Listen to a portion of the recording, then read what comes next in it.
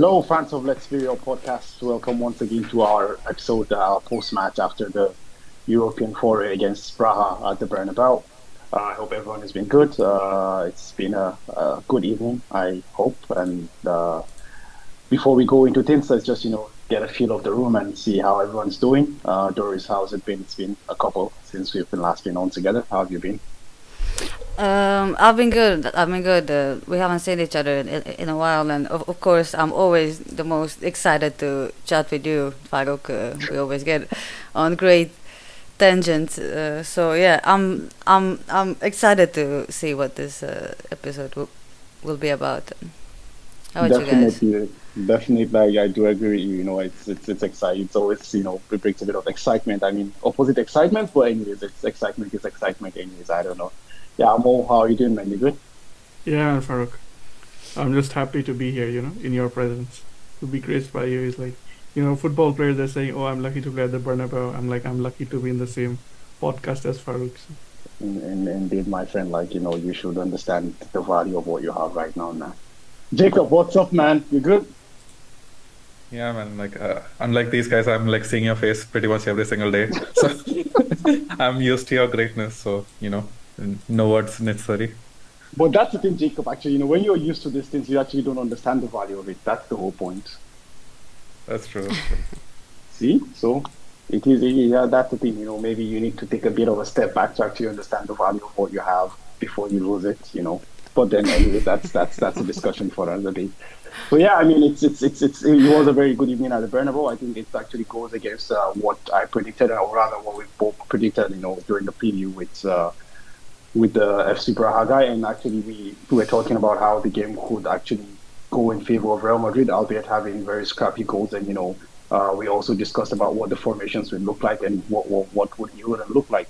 So I'll just come to you, Jacob, first. Like, what was the most surprising team that you saw in with the starting 11 compared to what we had discussed in the preview? The starting 11, yeah, man. No Joselu. I guess Brahim coming in was kind of expected since Bellingham, had his issues over the week. Not a lot of surprises for me. This was a very standard, and I was really surprised about seeing Lucas Vasquez, though. I thought maybe just to get all 3 points, we would definitely have Carvajal. But then, yeah. Yeah, speaking of surprises, Doris, I want to take your opinion on when you saw Brian Diaz in the starting 11. Like, were you skeptical as I was, or were you, all it's all fair game? Well, last season, if I saw Diaz, I would have been mortified. If I saw that name in the lineup this season, uh, we saw like we saw that Ancelotti was not, putting his best lineup out there. So definitely, why not? Uh, I don't see a reason for him not to play. Um, I mean, if he was going for a safe win, I don't think this would have been the lineup anyway. So you know. Yeah, actually, that's very true. Actually, even when I saw Brahim, actually, I was a bit skeptical, but then the point is also you have to give Bellingham the chance to actually recover, given that he's basically the star man of the team right now. Now I'm going to come to you more like let's start from the very base of the team. We had Andre Lunin come in to replace Kepa, albeit it was a late change that was forced by injury and what is and what is not. Like, do you have any news on Kepa, and like how worried are you with the absence of Kepa and the introduction of Lunin into this game and also going forward to other games? honestly, I don't really know like how long he's out for. All I know is the fact that he got injured in the pre-match, probably a muscle injury. Let's see like how long it takes.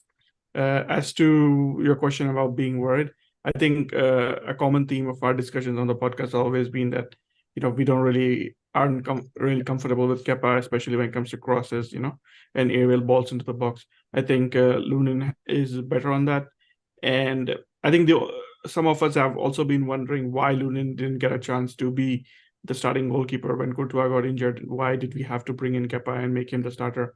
So I guess this is a chance for Lunin to prove himself and show us if he really has that in him to be the starting keeper for Real Madrid. Because based on performances like today, I think is there we are really splitting hairs if you are trying to differentiate between Kepa and Lunin, based on performances like today, if Lunin keeps on putting these performances, then I think we'll be fairly comfortable. Lunin did start the season, the first 2 games, if I am not wrong. So, and he's always been a good shot stopper and probably more comfortable than Kepa when it comes to aerial balls and, coming forward for crosses. For me, the only thing is like Ancelotti and the other coaching staff seem not to prefer him to Kepa. So probably in the coming games, we'll probably know why that is the case, or we'll come to know that maybe they are wrong and Lunin would have been a good choice, to go with. Yeah, actually, that's very true. But actually, what I was thinking towards the meat of the game was the fact that one of the biggest issues I had was when Thibaut got injured, and I was like, I don't remember a team as reliant on the goalkeeper as we are on Thibaut. Honestly, like at least I can't remember off my head. Maybe there have been, but I don't know. At least I don't think there's been a Real Madrid team as reliant on Thibaut as we've been on the goalkeeper as we've been on Thibaut in the recent years. So it's been a worry about that. But then seeing that both Kepa and now Lunin actually come to be like they're actually the least of our worries. That's actually kind of a really really impressive and sneaky thing that's happened. So I'm just gonna come to Doris with this and just throw you the question, like, was it a penalty save or was it a bad penalty kick? Well, most penalty saves are bad penalty kicks. So let's not take it away from Nunez. A penalty save is a penalty save, and he did his job. Let's not fault him for that. Could the penalty be better? Yeah, but he went to the right side, chose the right side. It's a save. True. I totally agree. Farouk, if I may, did you guys know? Was it just me, or did you guys notice it as well? Before taking the penalty, Jallo, he was like kind of smiling, kind of already like in my mind, the first thing was like this guy's already wondering what celebration he's going to use to celebrate at the Bernabeu because as we referenced in the pre-match, this guy's a Barcelona fan and his father is a Madrid fan, so it would have been funny. But I think in his mind he was already celebrating. When I saw that, I was like, yeah, Lunin is definitely going to be saving this one, and Lunin has a pretty good record in penalties. So I don't know if it was something just I noticed or you guys noticed too. Actually, I also noticed that, but actually for me, it was, because, he was kicking against the back, like the fans were behind and, they were shouting or like booing at him. So like he had the ball, I think maybe that was the moment you were alluding to, and he was like, kind of like, it was a smirk or a smile, I don't know exactly what it was, but, he kind of had this facial expression of like, yeah, okay, I am at the Bernabeu and I'm going to, get the job done, and that kind of thing. I actually did not know that Lunin was good at penalties. I had not that in mind, but I actually kind of felt that, yeah, okay, this is a goal and, it happened. And yeah, just to go to Jacob, you mentioned that you were surprised to see Lucas Vazquez start, and I don't know, but I kind of felt like every time he was being attacked, it was almost a disaster waiting to happen. I don't know. What's your take on the penalty he drew and his subsequent defensive performance? Yeah, before I answer, so Sunil was mentioning that Doris, he's hearing some static from your mic. Maybe it's just an OBS setting. Okay, and maybe if you can change it. Right now, I guess the stream is in 360p. Maybe we can change it, bump it up to 720. Yeah, just see. Anyways, Farooq, you were asking me about Lucas Vazquez's performance. Yeah, man, he looked like a man who hasn't played for a few months. Man, like he started the game really horribly, and then after that penalty, conceding the penalty, he looked really nervous. He misplaced a few passes, but then he grew as the match wore along. Then again, like I feel like Braga completely stopped attacking after a certain point in the match too. So not really convinced by his performance. So this is the reason why we need to even bring in Lucas Vazquez later on in games to close things out. So just so that he remains match sharp.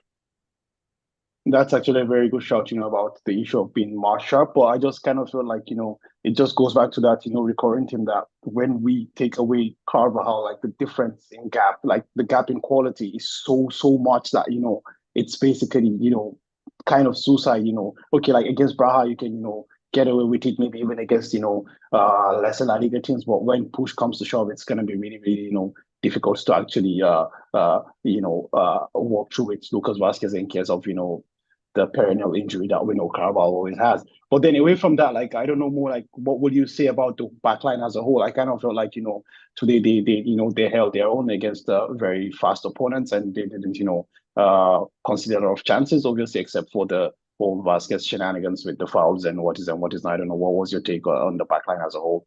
If you can even focus on Mendy, that would be interesting as well. Yeah, I think we for the backline it was a case of like two different levels of players. On one hand we have Nacho, Mendy, and Rudiger, who are obviously top class defenders, and on the other hand you have Lucas Vasquez, who's like a makeshift right back. Although I don't know if calling him a makeshift right back is doing him a disservice like these days, because he's been playing right back of late so much. But I think there's a difference in quality between these three players and Lucas Vasquez. And add to this that Lucas Vasquez has to control the whole flank on his own. I think it gets a little too much. But then when you look at Rudiger, this guy has really stepped up this season. He's been a rocket for Real Madrid at the back, and I think whoever you put alongside him, Rudiger has been covering up for them, covering up for Kepa's weaknesses in the air, and you marshalling the back line all by himself. So I think Rudiger deserves a lot of credit. Even today, there were a lot of chances where he was the last man back and he killed the chance that Braga had. So Rudiger definitely deserves credit. Nacho, is the ever reliable man. I've always said that when it comes to games like this, Nacho always has that ability to snuff out chances, to be the player that we need. Although for the biggest of big games, probably he's a little short of quality. But for most games, and even for the big games, sometimes he really delivers for us. As for Mendy, yeah, we were talking about this previously as well. Mendy definitely deserves to be the starting left back. I think Ancelotti has said that as well. Today, I think Mendy was better in the offensive half than I anticipated he would be. We were having this conversation in the pre-match, and we said that Benzema had a big role to play for Mendy to be participating in build-ups and everything, especially in the final third. But today, even there was no Benzema, but still Mendy put in a shift. I think he played some very nice passes, and there was this moment in the game. I think it was the second half where he played this acrobatic pass to Cruz, getting past two defenders of Braga. So, Mendy always has this touch of maverickness about him. But when it comes to defense, like, he's a solid rock, There's when on form, there's barely a defender I would put over him. Yeah, that's a very good shot. I'm just gonna come to you, Doris. Is it all good? The mic and all that.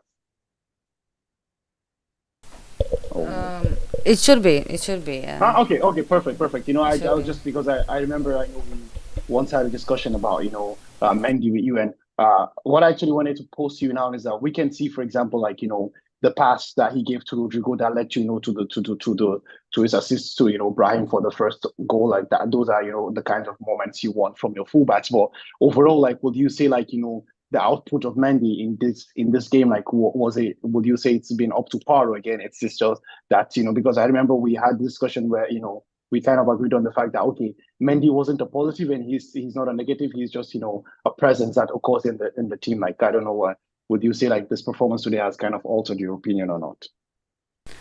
I don't know. I think until Mendy has like until Mendy consistently starts making good decisions, and actually being, good. I mean, this wasn't enough, at least in my opinion. And like I said, for many of our players, like one good game that does not equal, me calling him a great player for our team. Do I want him replaced? Yes, it's as simple as that, And it's sad that Kamavinga actually produces, better performances than him, and he should, probably be questioning himself more about his own performances. Yeah, that's very true. Actually, I think I couldn't agree more with you. We already discussed about it in the past, and I also mentioned the fact that I feel like it's high time that we start to search for a replacement. And my problem always with Mendy has always been that availability is the best ability issue that I always mention. But anyways, since Doris touched upon the the whole Camavinga thing, let's just move into the middle of the park, and we can discuss the new quartet that was up there today. With Camavinga, Toni Kroos, Fede Valverde, and Brahim Diaz. So Jacob, can you just take us through what you felt? What was your opinion of this quartet today? Because I think we have someone in the chat. Maybe if you can find that. Let me just find the comments.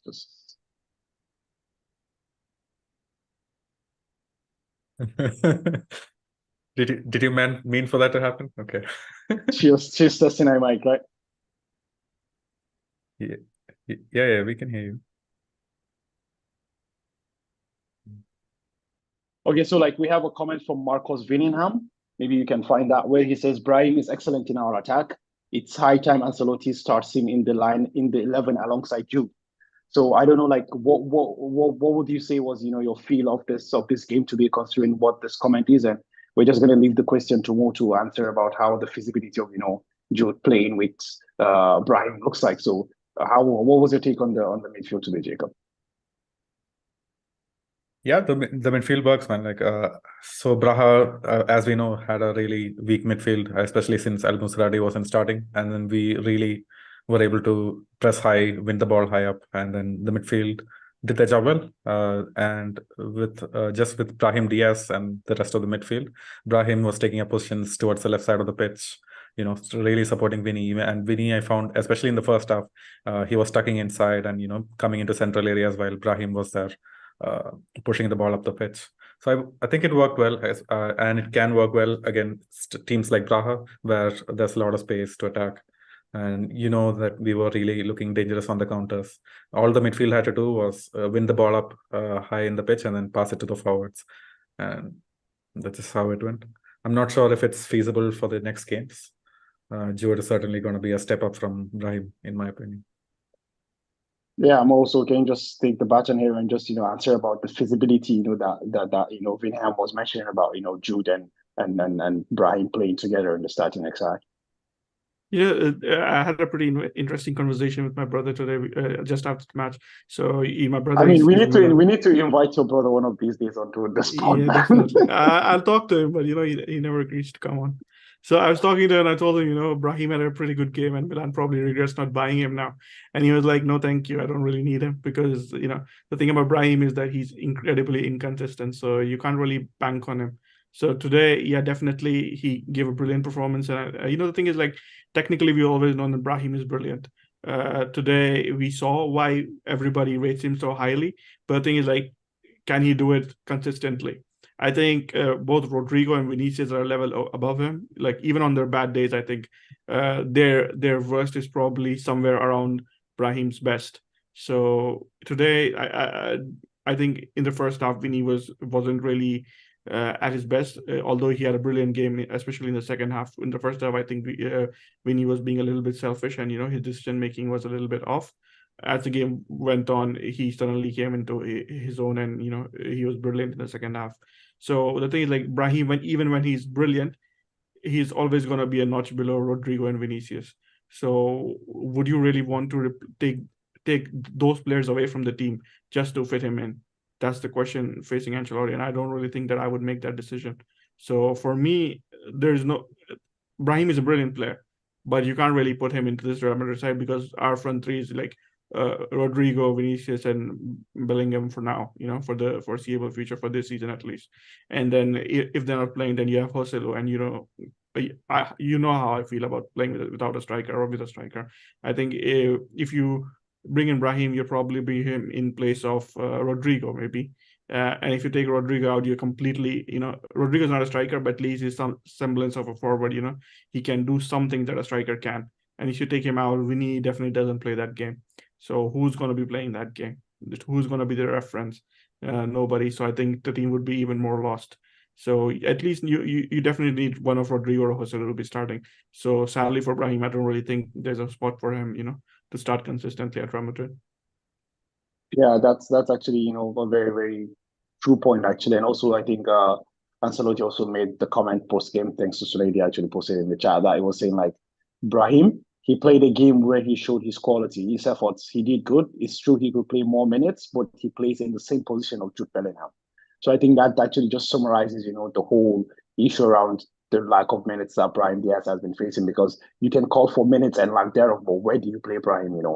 Jude is basically arguably the most informed, attacker in world football right now. So are you going to bring him out just to play someone that offers you a possibility or potential that you don't even know what it is?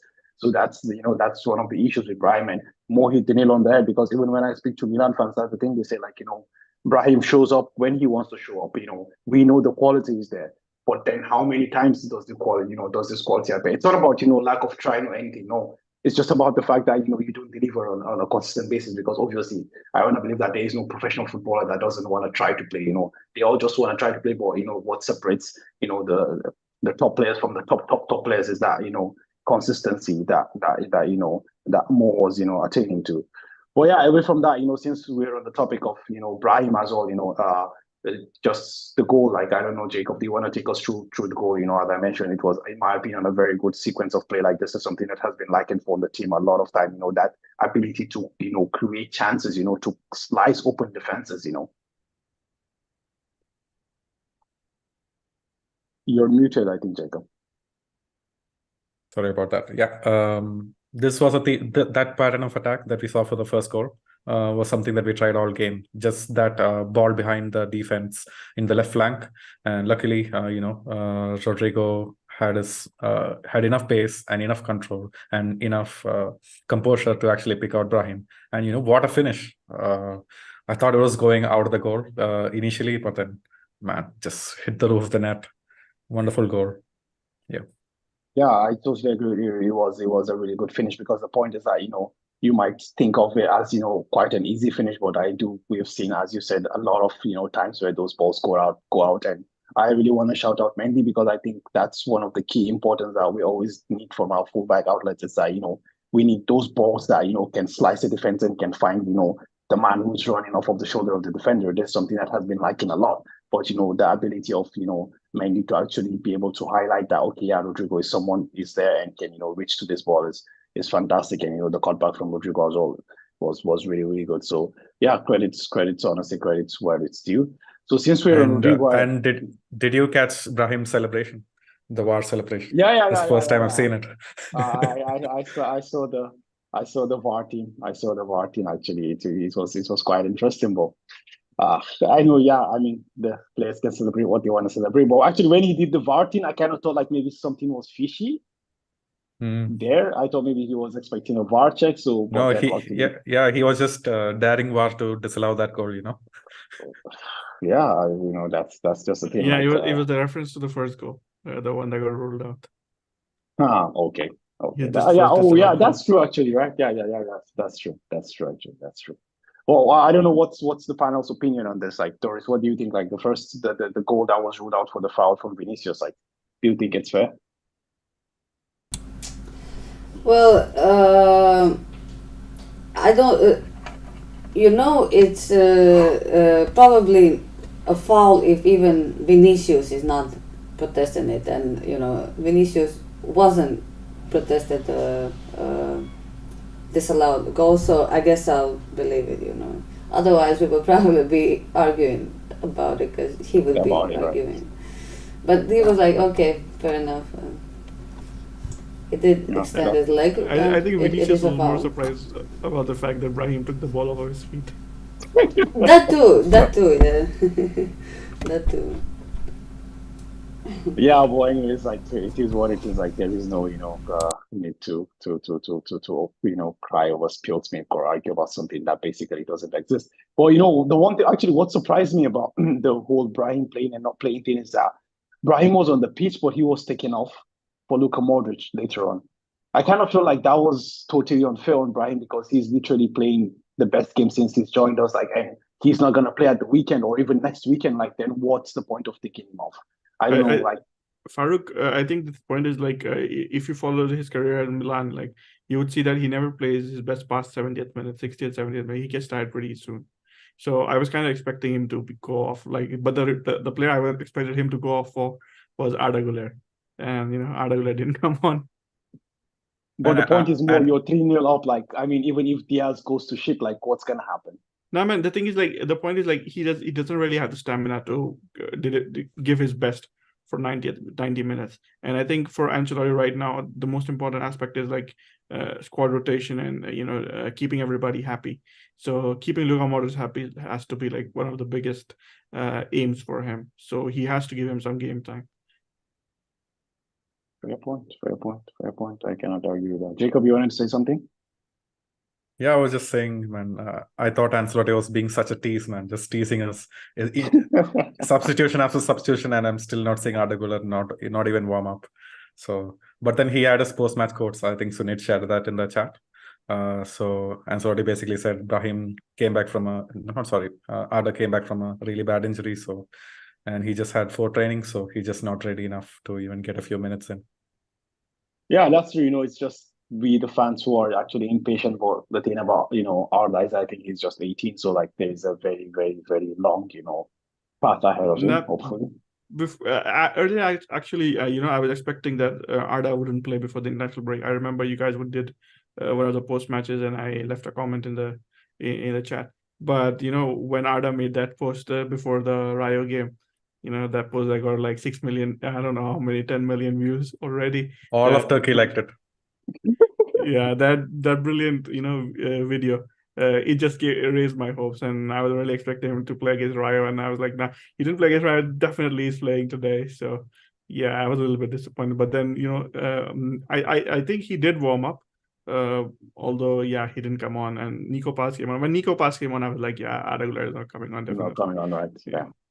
I mean, that's the thing actually, Jacob, now is that Real Madrid has to go to Turkey for a preseason, man, because like, Real Madrid now is just a de facto national club of Turkey, so like it's just it's crazy, actually, the power that football has, uniting people, that because Turks are actually very crazy about football, and they all have this divisions of clubs, and because we have the traditional 4 big clubs in Istanbul, and everyone is always supporting this or that, and like there's always people never agree about this, so it's quite interesting to see that Arda moving to Real Madrid all of a sudden just unites everyone into a holistic approach towards, oh yeah, we're all Real Madrid fans now, and what is and what is not. I mean, the kid is pretty sweet as well.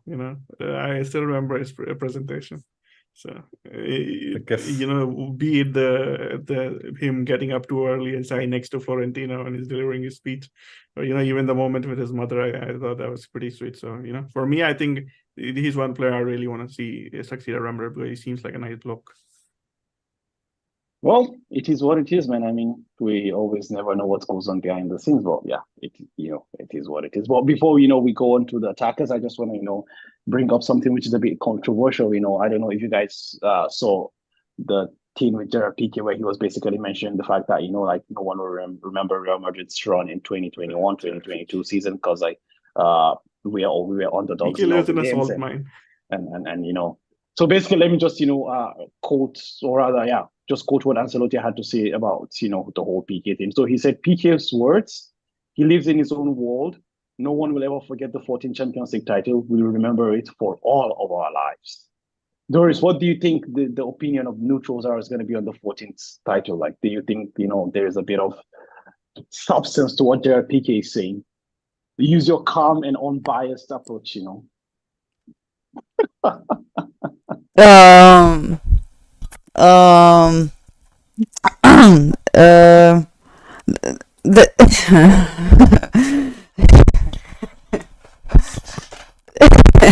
Just there isn't really that much to say. I just think it's kind of funny how he's actually kind of praising us, with what he's saying. He's saying that the mighty Madrid is winning so much, the people just don't care anymore, and we suck, That's basically what he's saying, and that's all I hear from his words, I mean, whatever he was trying to say, it just came out,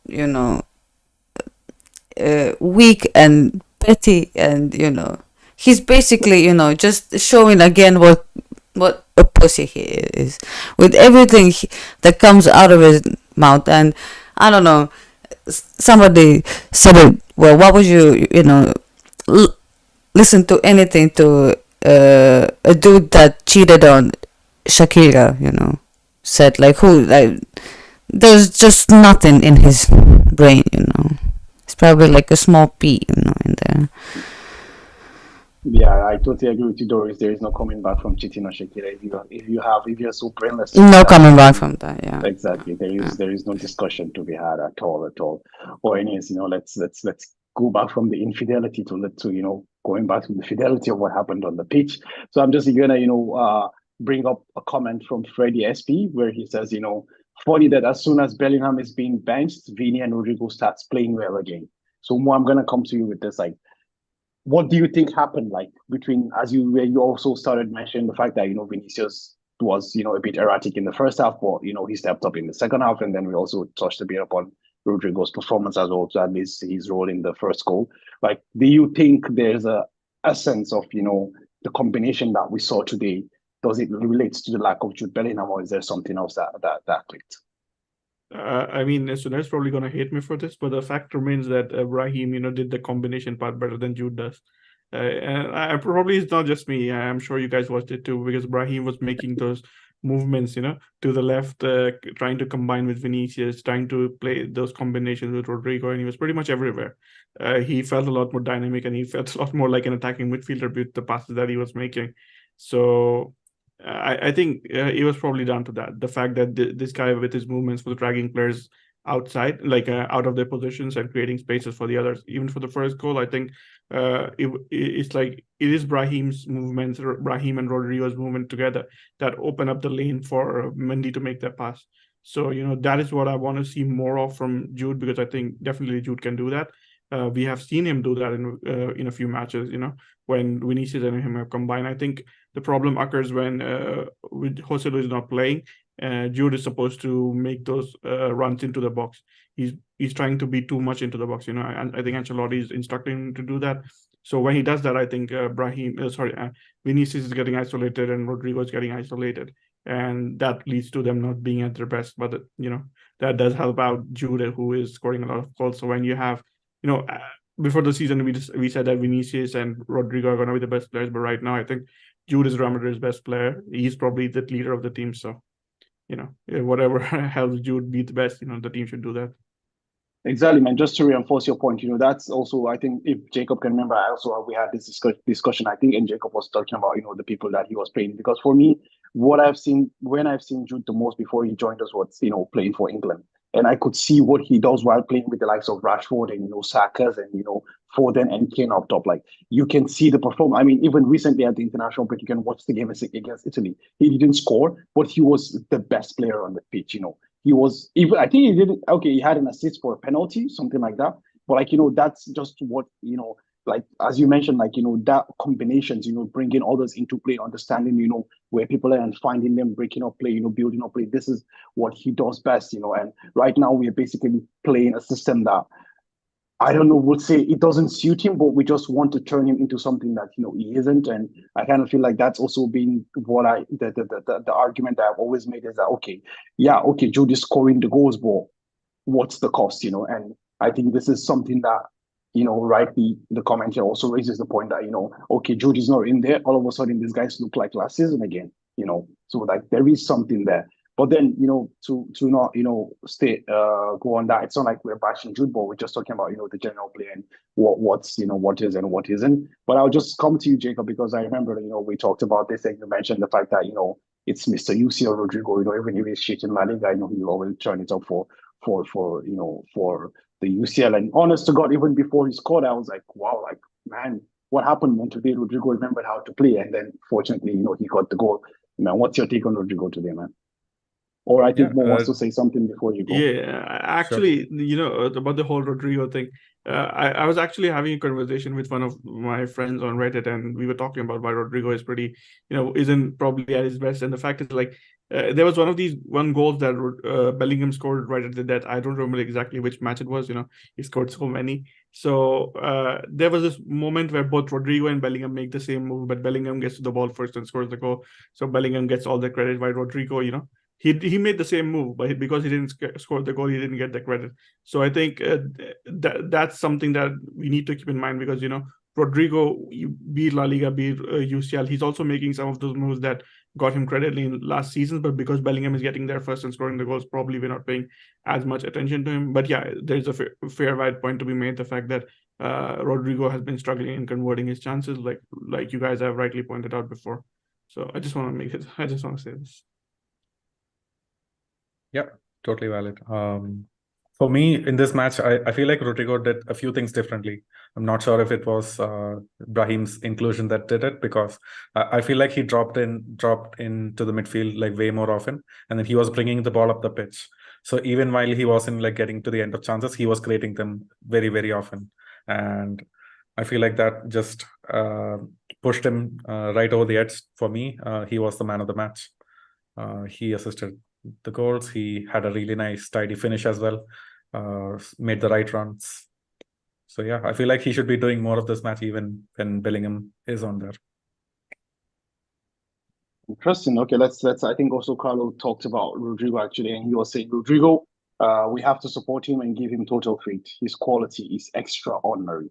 I don't know if Doris wants to add, anything onto the whole Rodrigo thing. Like, what do you think was different tonight?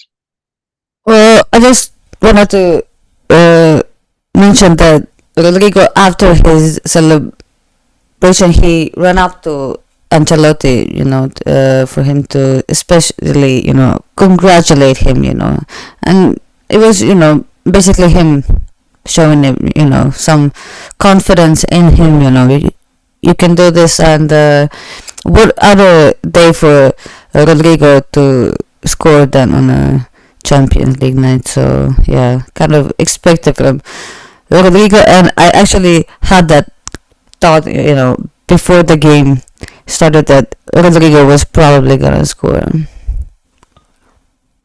Yeah, I think when you're in the Champions League and it's Rodrigo at the Bernabeu, I mean, even if it's from the Bernabeu, you can never, just do wrong against, voting for him to score. But yeah, I think Sunil also posted here that Vinicius Jr. and Rodrigo are joint fourth all-time Real Madrid top scorer in UCL. Have they scored that much though? Or like, don't we have scorers in the UCL? Because I know like this is just the new era. This is from post 1992. Because football starts post 1992 for the English people. So is it good now? Okay. Because I mean, yeah, post 92. But I mean, I know we have Cristiano, Benzema, Raul, and basically there is no one else after that. No, I don't think so. Oh wow, that's quite interesting. And now I'm curious to see what the numbers. Because it's just goals for Real Madrid, not like overall. Yeah, I know. Like, I mean, it's just goals for Real Madrid. That's why I mentioned, there's three players, and I kind of feel like then the numbers is going to be like 15 goals, 20 goals, or something like that. Like, we're going to have like 100 plus goals, and then it's like 20 plus 20, 30 kind of numbers. Well, interesting. Yeah, I think it's like after that, it's like lower teen, like in the teens, and like around 20, I think. But if you take the overall, like the whole history of the Champions League, it's like we have Di Stefano, Puskas, and all those guys as well. Okay, I see your point. Okay, that's actually very true, since they say it's post 92, whatever it is what it is. I mean, so yeah, I'm just gonna maybe ask. I think Doris's stuff is still back, so maybe Jacobs again, you can take us through the second goal, the one with Vini, and I kind of feel like it was a really good goal as well. Yeah, man. Even before that, I feel like the signs were coming. Like Vini was switched on. You could see that from the first minute the second half started, and yeah, it was a really well taken goal. It was an assist from Lucas Vazquez, if I'm not mistaken. Was it? Yeah, it was an assist from Lucas Vazquez. I think what Vini deserves immense credit for is the fact that the way he took his goal. We've talked about this before when we were talking about Joselu. Like when you see a top quality player, they have the composure in the box, and I think previously composure and Vini were like went into two completely opposite directions, but now they're like best of friends. So Vini has the foresight to push the ball past the defender and then take the shot. So I think this is something that really talks to how Vini has come from his initial days when when he would miss open shots and Ramos and everybody would just hold their head, pull their hair out. So. Definitely, I think this was a brilliantly taken goal, only to be outdone by what Rodrigo did on the third goal. Exactly. You know how Just it's brilliant because I initially like the only thought in my mind when he got the ball was, "Come on, man, shoot! Why are you taking a touch?" But then he had the know-how to actually take another step, keep calm, and push it in. So yeah, props Jacob, to my him. friend. That's why you're a software engineer and not a footballer. You would have died forward if you were a footballer. But yeah, you Yeah, made the like right choice, man. as soon as I see the ball, I shoot. That's what I think. If Jacob was a goalkeeper, he would take the ball and shoot into his own net just to get that feeling. Hey. If Jacob was a goalkeeper, the sport will actually cease to exist, actually, because people will die of depression and lose interest in the game. That's See what people think of software engineers. Come on. You're the one Should to have chosen talk. a better profession. You're the one to talk, Farouk. come on, Doris, don't come at me. I didn't say anything. What did I say? You're blaming Jacob for making us all depressed. It's you, man. Every single episode you're on, Come on, like today I go and like search up like kittens and puppies after we finish. Today I come in peace. I bring joy. Can't you see everyone is smiling and Yeah. laughing? See, today I come in peace and distributing. This is a Yeah. changed man, actually. Since the last time we spoke, I became a changed man. Tonight you have been pretty tame.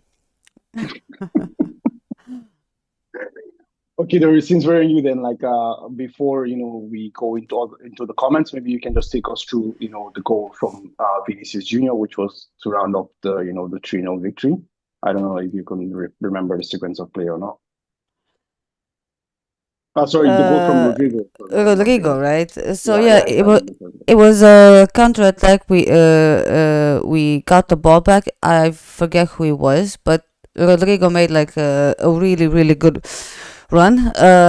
He kept running and running and running, and finally the final pass after a counter like that came to Rodrigo's feet finally, and he did what he had to do, a little dink over the goalkeeper, and just a traditional Rodrigo goal, especially a UCL goal. Yeah, that's actually very true. It was. I remember correctly. It was an assist from Vinicius Junior, if I'm not mistaken. Yeah, the ball from Vini was like pretty brilliant because the way it that through ball, the way it intersects the defense, I really enjoyed watching that. Exactly. So I will just pose this question to you, Jacob. Like, I don't know, I kind of feel like we haven't seen this kind of counter attack this season. And last season, this was something that not even last season, the last two seasons, this was basically the hallmark of our play. Yeah.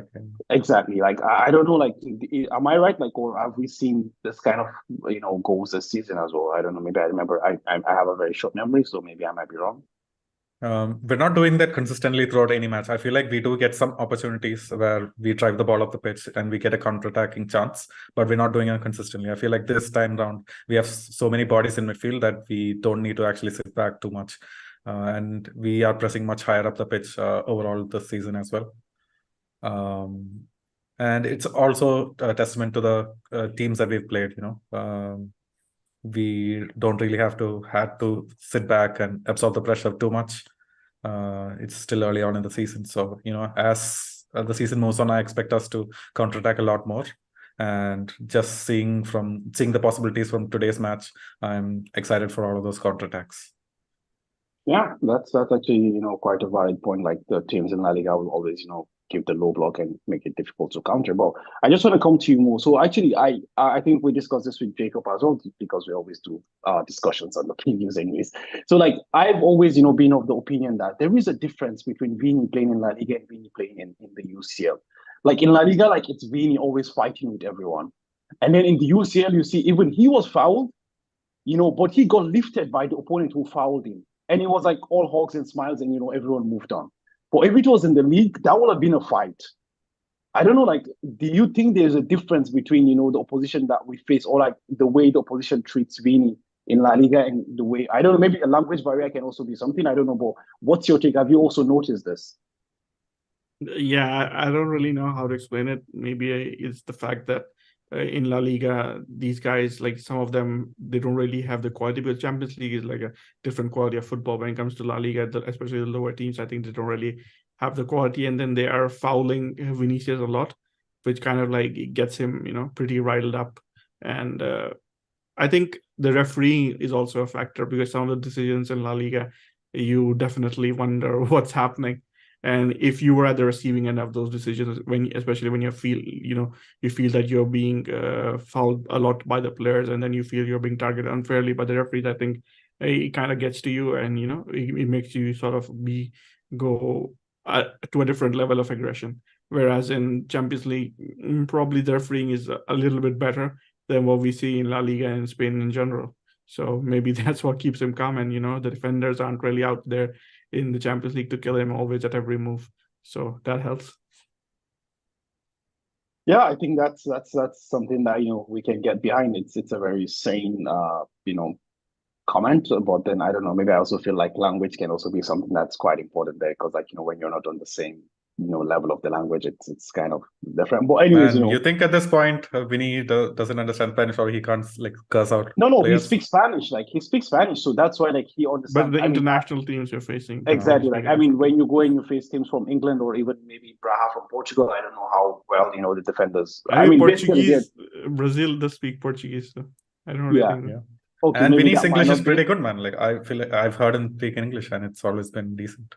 Yeah, but that's the thing. Like, the point is, like, I'm not taunting Vinny, right? So, like, because I'm speaking English and Vinny speaking Portuguese or Spanish, so like, I'm not taunting him because I don't speak this languages. You understand the point? So this is the team there. But anyways, Doris was talking about depression and all that. So, like, Doris, are you ready to be depressed? Let's just go to the comments we have.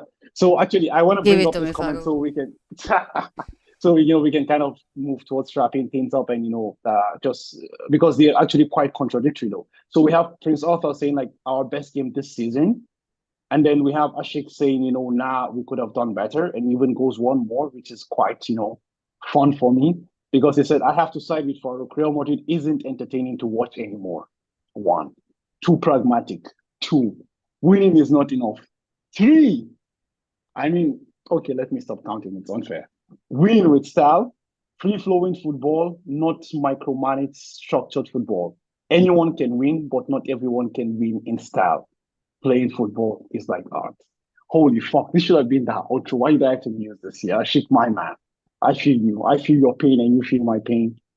Okay, yeah. So let's go. Who wants to start? For like our best game of the season was, too slow, too static. Although, like, I actually don't, share Ashik's view for tonight. While I understand that, okay, these are basically what I have been preaching for the past 18 months. I get that, but I kind of feel like tonight might not be the right time to kind of bring up this, because there is no support. There's nothing to support.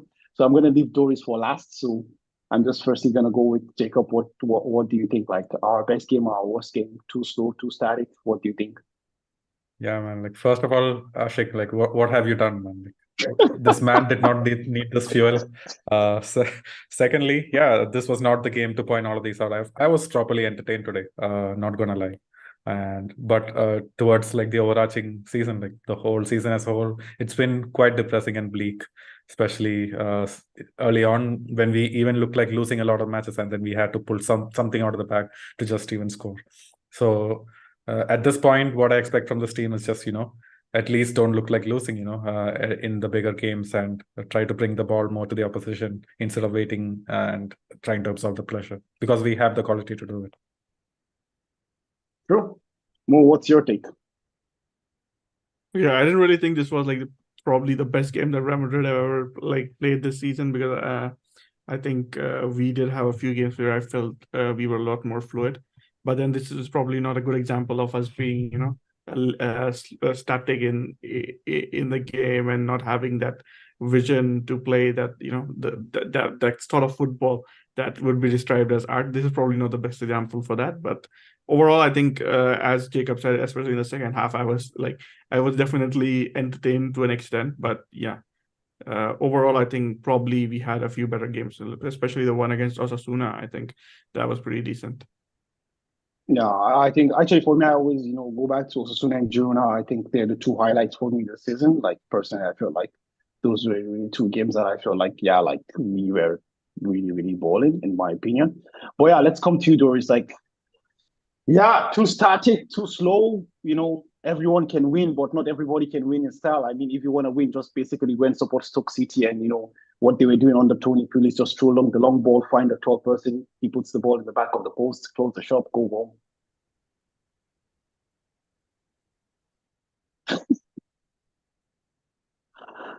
Well, for the rest of the season, I guess we were used to Benzema and the flashiness and goals, and basically expected every single game to be a win. Right now, we have the same expectation, but the reality is sometimes shakier, which is more fun for us. At least we get something to discuss and be actually depressed. Unlike the last two seasons that we've been together, guys. Mostly we've heard comments from some people on this panel. You can call out their names, it's fine.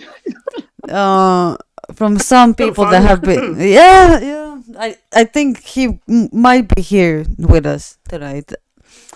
Anyway, we've heard quite a few depressing comments about our players, so at least it's fun to actually, have something to talk about. But I won't give you this, Farooq. Like, now it's our time to discuss. You had all this time, and the depression is setting in, for some positions in our team, but at least for tonight's game it was fun. Younger players were leading the game. Sure, we had Cruz there, Nacho and Rudiger, but everyone else really showed their youth and energy, which was nice to see, even though we weren't like in fifth gear.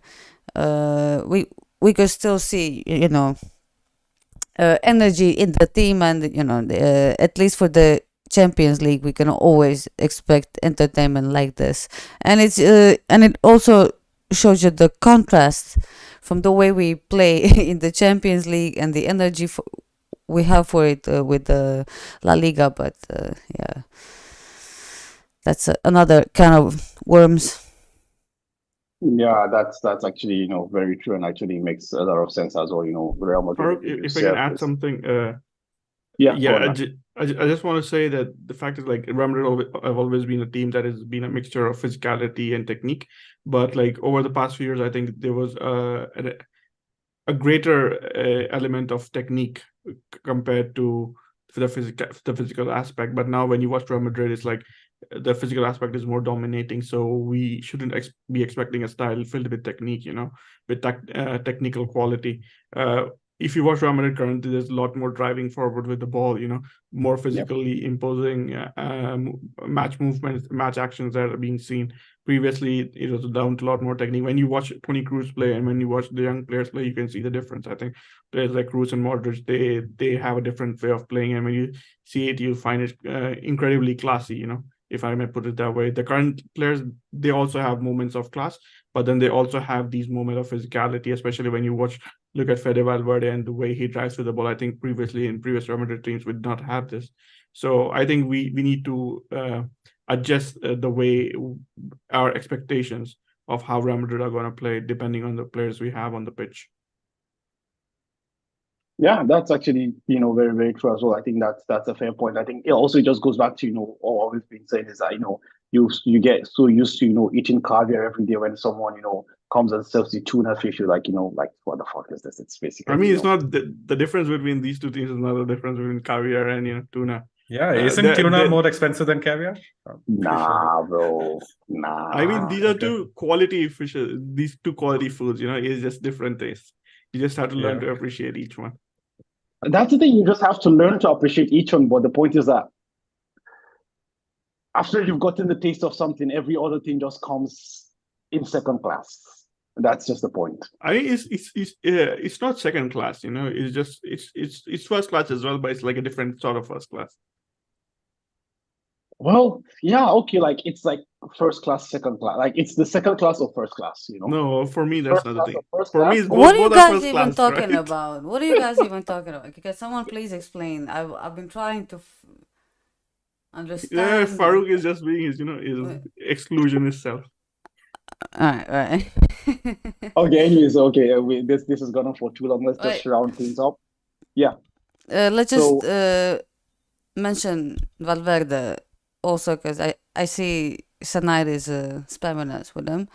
Um, uh, sorry, and Vasquez, yeah. But for Valverde, I was thinking like last season he was on fire, man. He was incredible, and especially what he did in the final. He in the end assisted the goal, and this season we've seen a different version of Valverde. Where it's funny how each season for at least the last 3 seasons we've seen Valverde play as a right winger, as a right back, and as a midfielder at times. And right now, you could see him everywhere on the pitch, exactly what he was, supposed to do. But the goals are not there anymore. Not that he should be scoring, but it's a different mentality that he has, and it's. I just want to know if him deciding not to attack as much and shoot as much, if it was Ancelotti who told him that, or if it was by his own, will. I'm just wondering what changed in Valverde, and what actually, happened in the strategy with that player, I think especially one of the this key season. What do you think is gonna happen with him? I What is think one his of the key place? things to note is that, he was playing on the wing. Now he's back to playing, as a central midfielder a bit in a diamond. So I think this is one of the reasons why you don't see, him being in positions to take a lot of shots as he was in the past. And also, let's not forget that, in my opinion, at least one of the things that actually hinders that is also, the position that Jude plays on the team actually, because basically, Jude is being the team is I mean the midfield is being played in such a way that Jude will be the highest player on the pitch. So because of that, Fede has to also do a lot of covering behind, and he doesn't get into a lot of those promising positions. And I think away from that though, like I kind of feel like compared to at least the second half of last season, I think actually Fede for me has been really, really performing well. Obviously, like he's not scoring the goals that he was scoring in the first half of last year, but I kind of feel like Fede is the one player I think that actually also like has gotten a bit of a bit of a position, a spot in the team, because of what they play. Because as Mo was saying earlier, like he's someone who likes to run with the ball a lot. So now basically he has a lot of space, to run into, and a lot of space to cover with the new formation that is being played. So I kind of feel like that those are one of the two things. Those are the two things that I would say. I don't know, maybe the guys also have a different opinion on that or not. Now, I generally agree with what you said, Farouk, but I would just like to add the fact that he's also covering a lot for Carvajal, is making a lot of forward runs and, getting into the box.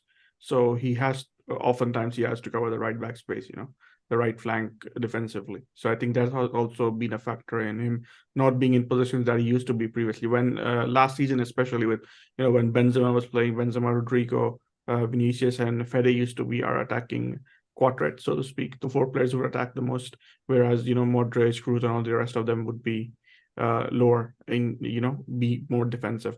This time, I think it's been Fede has been the one who's been defending a lot more compared to previous years. So I think he's just not getting into the same position that he was last. Yeah, that's actually a very, very fair point. But anyways, I'm just let's end it here, and let's just end it with one of the quotes from Carlo Ancelotti, where he was talking about the fact that we had a lot of second string players today, and he was, just to quote him directly, said the game of Lunin, Brahim, Lucas Vasquez. This shows we have a good squad to always compete.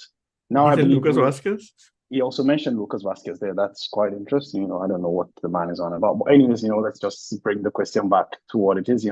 So he mentioned this that we have a good squad to always compete. So my question to you guys, is just to close the whole thing, is that now we've progressed to the next stage of the UCL. And with what Carlo is saying now, will you guys agree that this is a good squad to compete? I'm gonna start with Jacob. What do you think, man?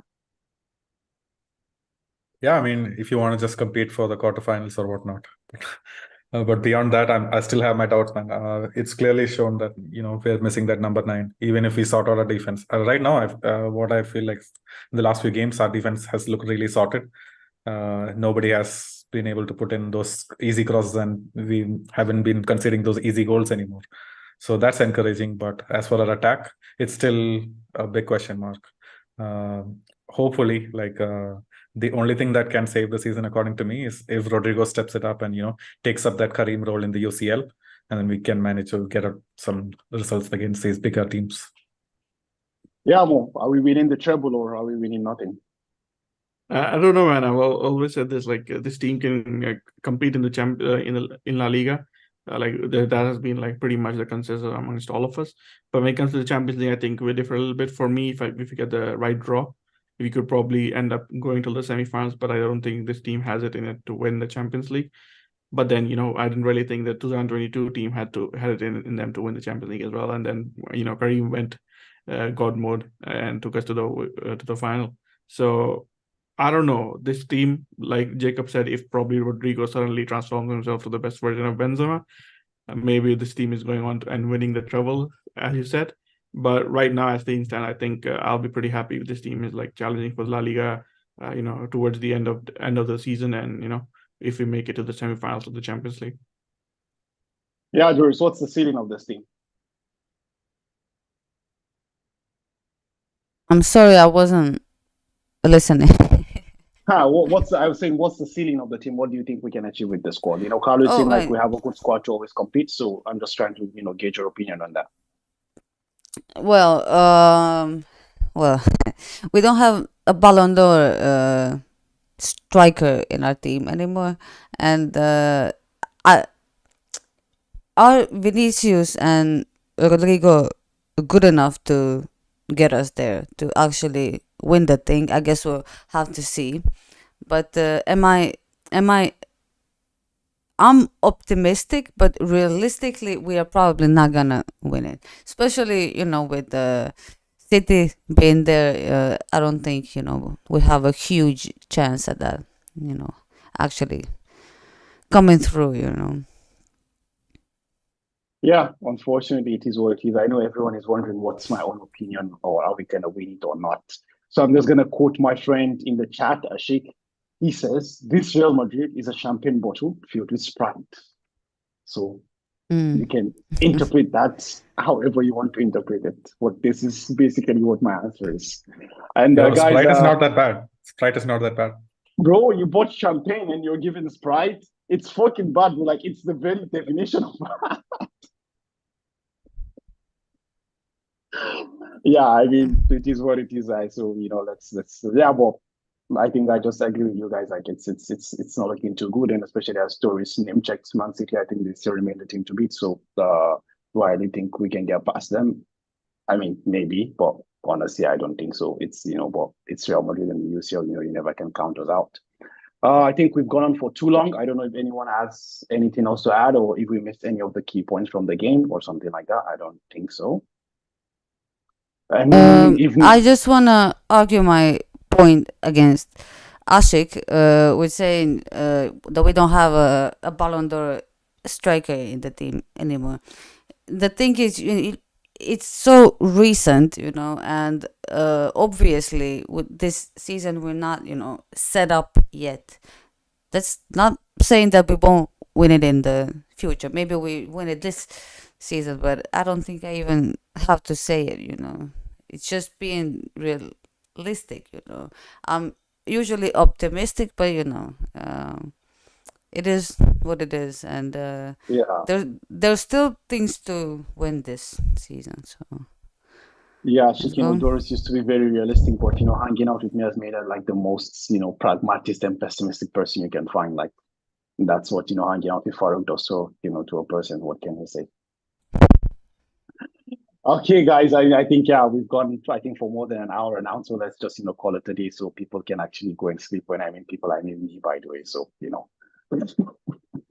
Okay, guys. Without further ado, we're just gonna do some, housekeeping and shout out to our partners and friends at Real Madrid Committee. You can check out their Instagram, and their stuff is right down in the description below. They have a lot of interesting content to check out, and also for our audio listeners, you can always come onto the YouTube and join and participate with our interactive chats that we have with the commenters and the viewers live. And also I want to shout out to Ashik, and I think we also had Vinningham, I hope I remember the name correctly, and the others whose name or whoever I forgot. Like, thank you guys for keeping us company. Like, it's really, really more interactive, when we have this back and forth with you guys. And also thanks to Sunaid also for keeping us company as well and providing us, the post match of Carlo as well.